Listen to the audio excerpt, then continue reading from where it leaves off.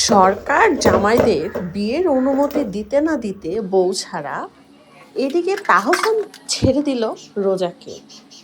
তাহলে তাহসান ছাড়ার কি দরকার ছিল রে ভাই? সরকার তো দিয়েই দিছে অনুমতি, তুই আরেকটা বিয়ে করে নে। এর মধ্যে আবার তাহসান বিয়ে ছাড়তে না ছাড়তে রোজাকে রাফসান বিয়ের ঘোষণা দিয়ে দিল।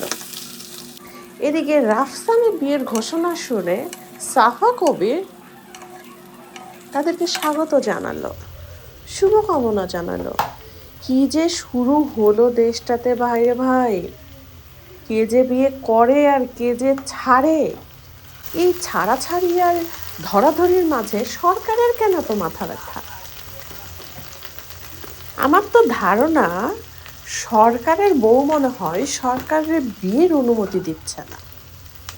এই জন্যই সরকার এখন ভাইবা লিছে যে এই বিলই পাশ করা লাগবে সবার আগে, দ্বিতীয় বিয়ে করতে যেন বইয়ের অনুমতি না লাগে। তাহলে ভাববার বিষয় এখানে। সরকার এই ঘোষণা দিচ্ছে মানে ঝামেলাটা শুরু হয়েছে সরকারের ঘরেই। জনতার থেকে সরকারেরই টেনশন বেশি বিষয়টা নিয়ে। কি বলেন আপনারা? বিষয়টা বড়ই ভাববার।